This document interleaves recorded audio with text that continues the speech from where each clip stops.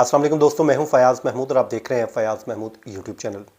दोस्तों, president Trump ने 18वीं सदी के कानून का सहारा लेकर मास डिपोटेशन का आगाज़ किया तो अदालत की जानिब से हुक्म इम्तना देकर जो है वो रोक दिया गया है और स्टे ऑर्डर दे दिया गया है। 14 दिन के लिए मुल्क बदरी जो है उसके ऊपर हुक्म इम्तना जारी कर दिया गया है और इसके जो है अदालत ने रोकने के अहकाम जारी कर दिए हैं। यहाँ पर जो बड़ी अहम बात है, अदालत ने यह भी कहा है कि जो परवाज़ें उड़ चुकी हैं उनको भी वापस बुलवा लिया जाए और उन लोगों को भी यहीं पर रखा जाए जब तक अदालत इस केस का फैसला नहीं कर देती। तो अब आप ये कह सकते हैं कि प्रेसिडेंट ट्रंप की जो मास डिपोर्टेशन मुहिम चल रही है उसके लिए एक ये बड़ा धचका है। यही वजह है कि हुकूमत की जानिब से जज के ऊपर शदीद तनकीद की जा रही है। इस फैसले को लेकर आड़े हाथों लिया जा रहा है कि क्योंकि ये प्रेसिडेंट का इख्तियार था और उन्होंने अपना इख्तियार इस्तेमाल किया था, लेकिन उस इख्तियार को इस्तेमाल करने से रोकना किसी भी किस्म का जो जवाज़ है वो नहीं देता है और अदालती कवानीन की वो कहते हैं कि नज़ीर नहीं मिलती है। आज के इस वीलॉग में इस केस के ऊपर डिटेल बात करेंगे और इसका इम्पैक्ट क्या होगा आने वाले दिनों में वो भी आपको हम बताएंगे। अच्छा जनाब, सबसे पहले तो आपसे रिक्वेस्ट है कि हमारे चैनल को आप सब्सक्राइब कर लीजिए और कमेंट सेक्शन में आकर अपना फीडबैक भी दीजिए और जब आप कमेंट करते हैं तो अपने शहर का नाम ज़रूर मेंशन किया कीजिए कि आप जहां से हमें देख रहे हैं। अच्छा जनाब, प्रेसिडेंट ट्रंप ने जी एलियन एनिमल्स एक्ट 1798 का नफाज किया था और उस पर दस्तखत किए और दस्तखत करने के बाद एक लेबर जो यूनियन है, जो लिबर्टीज़ यूनियन है, वो फौरी तौर पे उस एक्ट के ऊपर दस्तखत करने के बाद कानून में वो कोर्ट में चली गई। अब उसमें हुआ ये कि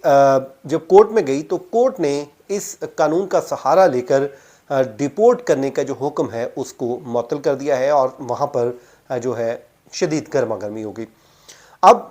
होने तो ये वेनेजुएला की एक गैंग है जो डिपोर्ट होने जा रही थी, 5 अरकान का मामला था, लेकिन ये अब फैल गया है और जाहिर है कोर्ट ने एक स्टे ऑर्डर दे दिया है तो जिसके बाद सिचुएशन जो है गंभीर हो गई है। सबसे पहले अदालत ने इसमें हुक्म इम्तना देते हुए कहा है कि जो परवाज़ें जा चुकी हैं उनको वापस बुला लिया जाए और जो अभी जानी है लोगों को लेकर उनको रोक दिया जाए, क्योंकि सिल्वाडोर जो है पहले ही 300 लोगों को लेने की हामी भर चुका है। इसी तरह जो हिंडरस के है वहाँ पर भी उन्होंने लोगों ने भेजा जाना था और प्रेसिडेंट ट्रंप ने ये कहा है कि इन तमाम तर लोगों को जो है रिपोर्ट किया जाए, लेकिन जज ने कहा कि अगर इन लोगों को डिपोर्ट नहीं किया जाता है तो उसका हुकूमत को नुकसान नहीं होगा। हाँ, अलबत्ता इनको अगर डिपोर्ट कर दिया जाता है तो इनका ज़ाहिर है नाकाबिल तलाफ़ी नुकसान हो जाएगा। उसके बाद अगर इनके हक़ में फ़ैसला आता भी है तो उन्हें कोई फ़र्क नहीं पड़ता है। अब अदालत ने जो है एलियन एनिमल्स एक्ट 1798 के तहत डिपोर्टेशन जो है वो आर्जी तौर पर रोक दी है और वो 14 डेज़ के लिए रोकी गई है। आमतौर पे ये जो एक्ट है वो जंगी हालात के दौरान प्रेसिडेंट को इख्तियार देता है लोगों को गिरफ्तार करने का और डिपोर्ट करने का। ये कानून जब से बना है अब तक 3 बार इस्तेमाल हो चुका है और तीनों बार ही जंग में इस्तेमाल हुआ है और आखिरी बार ये जंगे अजीम जो दोम है उसमें ये है, वर्ल्ड वार 2 में ये इस्तेमाल हुआ था और जिसमें उस वक्त जो है इटालियन, जापानीज़ और उसके अलावा जो है जर्मन निजात जो अमेरिकी शहरी थे उनको गिरफ़्तार किया गया था और गिरफ़्तार करके उनको डिपोर्ट किया गया था। अब मसला ये हुआ है कि जब ये नफाज क्यों हुआ, प्रेसिडेंट ट्रंप और उनकी हुकूमत ये कहती है कि ये वेनेजुएला का ये जो ग्रुप है, ये गैंग है, ये क्रिमिनल लोगों के ऊपर मुश्तमिल ग्रुप है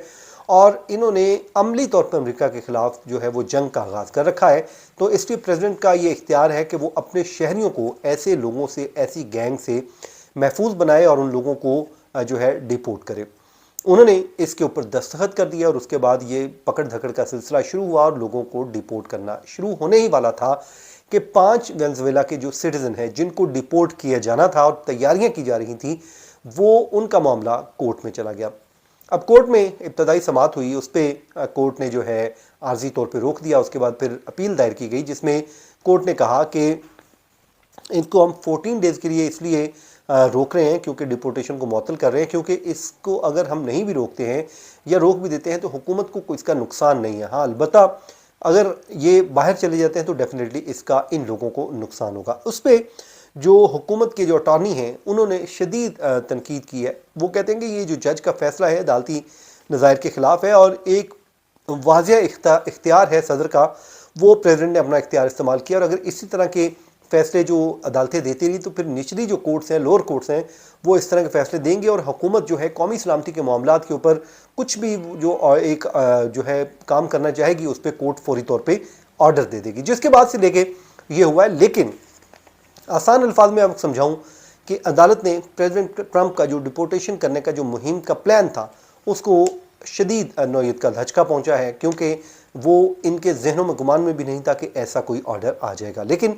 अब नेक्स्ट फ्राइडे को इस केस की समाअत होनी है और फ्राइडे को देखेंगे कि क्या ये बरकरार रहता है या नहीं। अगर बरकरार रहता है तो डेफिनेटली ये वाकई एक धचका है और जो परवाज़ें हैं वो ज़्यादा रोक दी गई हैं, लोगों को डिपोर्ट नहीं किया जा रहा है। तो प्रेसिडेंट ट्रंप का एक वादा है और वो वादा लेकर आए हुए हैं और वो अपने वादे के ऊपर अमल दरामद करना भी चाहते हैं और वो कहते हैं कि अपने वादे के ऊपर वो यकीनन अमल दरामद करेंगे और उसी के लिए ही वो इन कवानीन का सहारा ले रहे हैं। तो अब 18वीं सदी का जो कानून का सहारा लिया गया था वो उनके फ़िलहाल कोई काम नहीं आया है, तो इसी वजह से अब उनको जो है अदालत की महाज के ऊपर एक नई जो कानूनी जंग का सामना करना पड़ रहा है। जनाब, ये था आज का हमारा वीलॉग। अपनी दुआओं में याद रखें, जहाँ रहें खुश रहें। मुझे दीजिए इजाज़त। अल्लाह हाफिज़।